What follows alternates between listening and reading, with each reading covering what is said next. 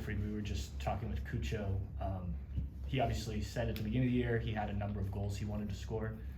He admitted he didn't think he'd have 7 assists at this point, but how have you seen his game maybe transition under what you guys are doing than maybe what he expected to be doing with this team? I like his progression because he was focused on the goal. It's normal because this is a forward, almost a forward. This is not a real forward for me, but he has the quality to be a really good forward. But yeah, the idea was for him to understand the game at the right moment. So that's why I'm not surprised that he has 7 assists, because he's able to pass, he's able to score, and this is something that we've been working with him, because he could be unpredictable like this. So now he knows the way we play. In the beginning it was a bit, not frustrating, but he wanted to be more involved in the play, and this is what I want also. But now he's able to size up the situation a little bit better. So that's why now he's able to do both, to pass and to score. And also what I like about him is he's passionate about the game. When he's on the pitch, he brings a good energy, because he's able to, something's gonna happen with him, offensively or defensively. So this is something that I like a lot with him. Is this what you envisioned offensively with this group of, I think Adam said earlier, I think you've had 7 different goal scorers in the last 4 games. You've had wingbacks scoring, central midfielders scoring early in the year, just kind of the diversity of where goals come from, as opposed to it being from one or 2 specific guys. Yeah, this is the way I see football.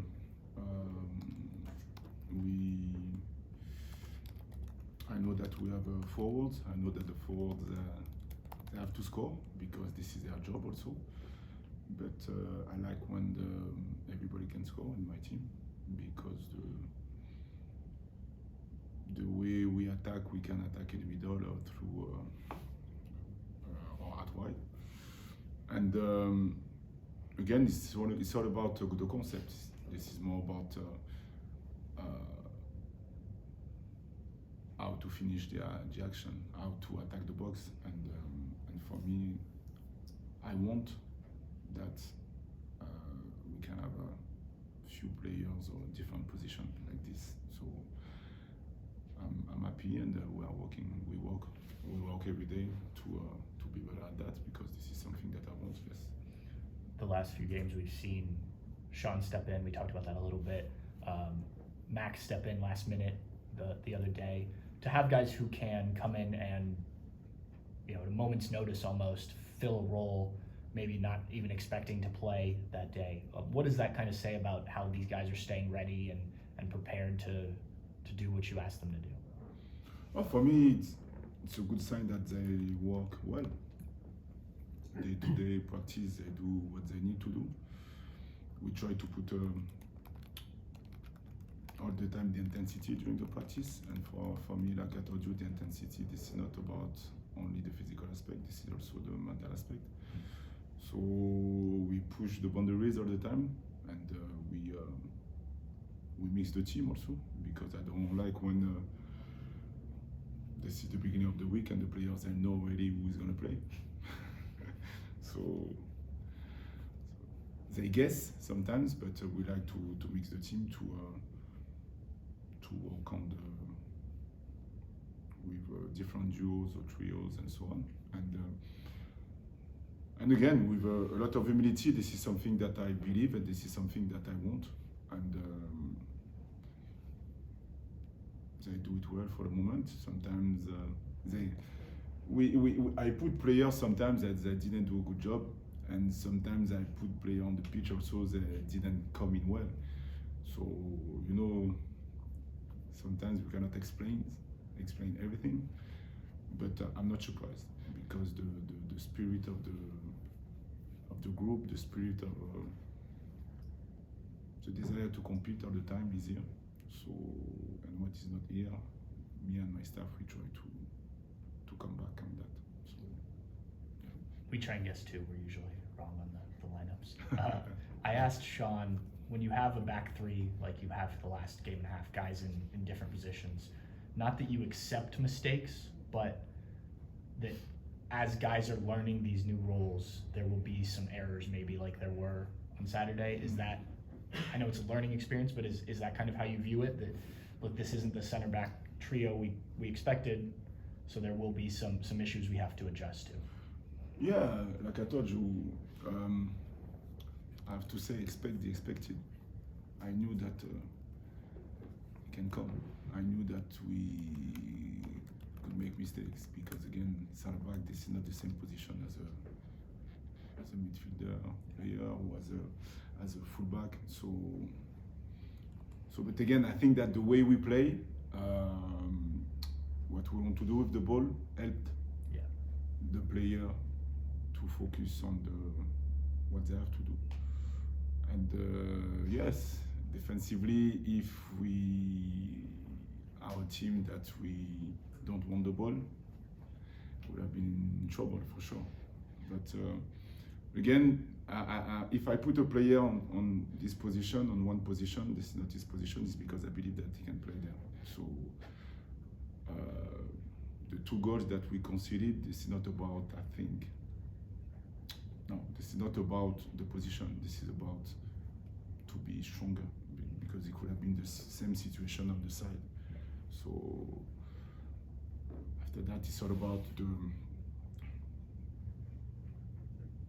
the position is not the same when you play in the middle because you know that if you make a mistake, you are almost the last player. So I know that, and I know that also. But the idea was to give them confidence. And today we did a meeting with the backline to watch again the goal that we conceded, but also what they did well, and try to find the balance between that. You said a moment ago you don't necessarily at the beginning of the week want your players to know exactly what the lineup is going to look like at the end of the week. You like trying using different combinations and things. Different coaches, different managers, I'm sure, approach that differently. Some like to have it very.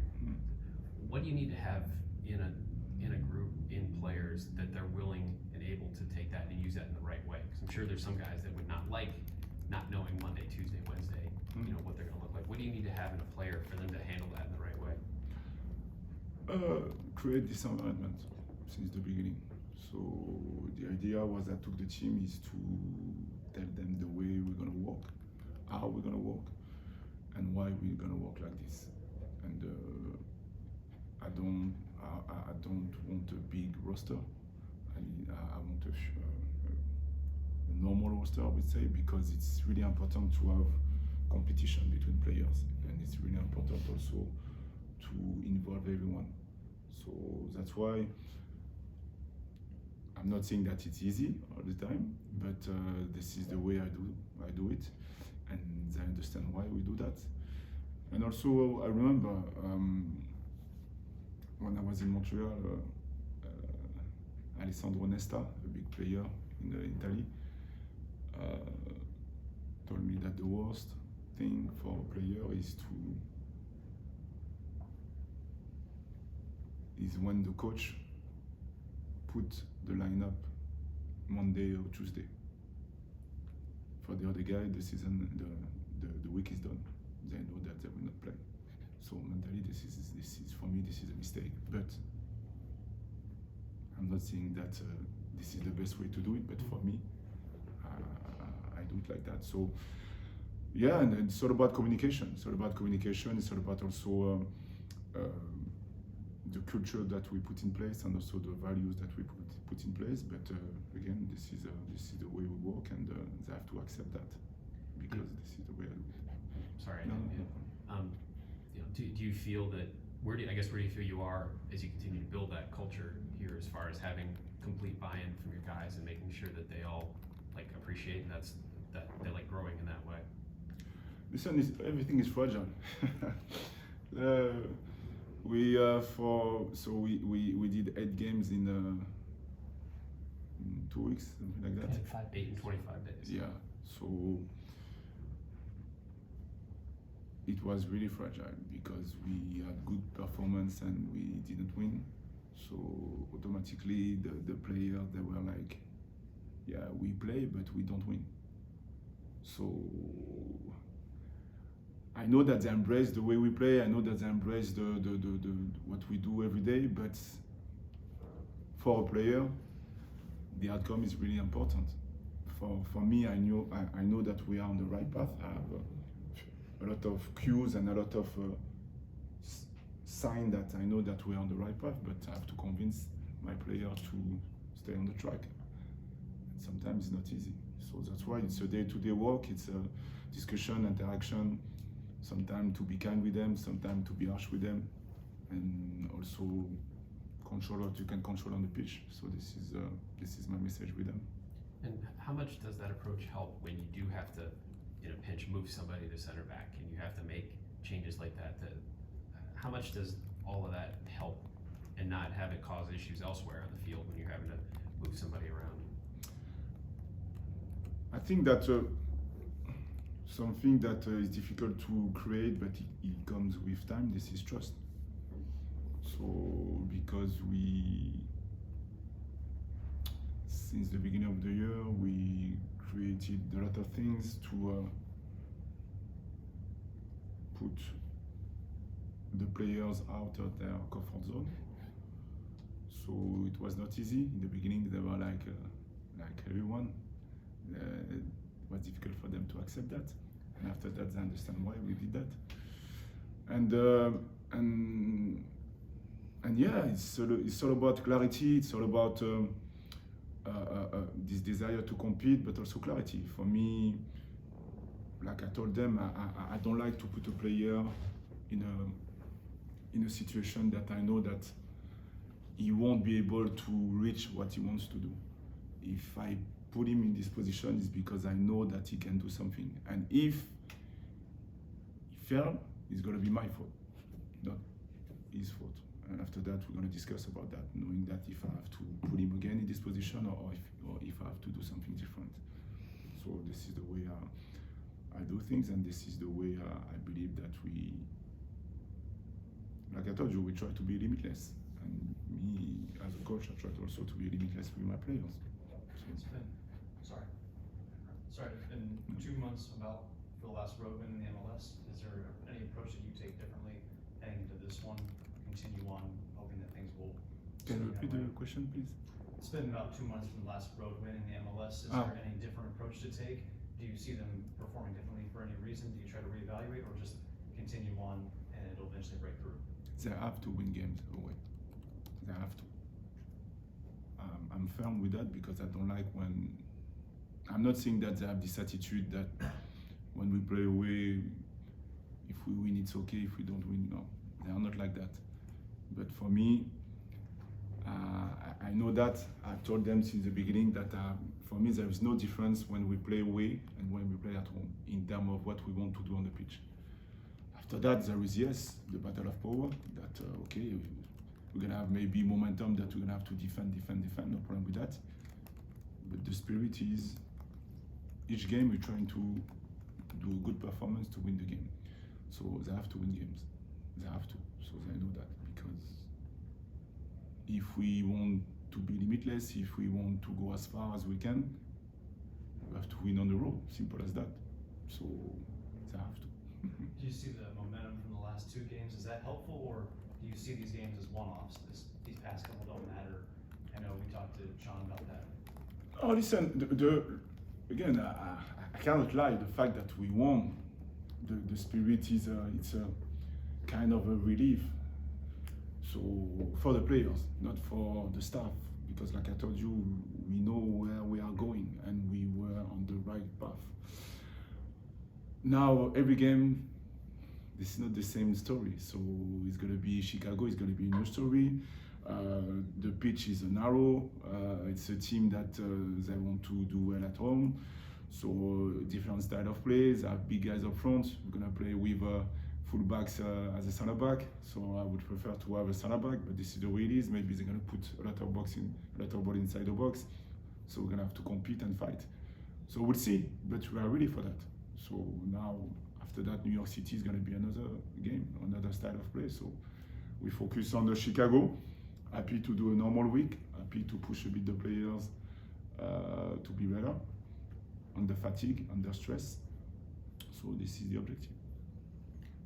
One thing on a very different topic, it's just there's reports today that Messi's going to be joining MLS. And I just wonder what you think something like that maybe does for the league and what your thoughts are and potentially looking on a opposing scouting report and seeing his name on there. Yeah, but I'm going to propose you next week when it's going to be signed. We're going to discuss about this.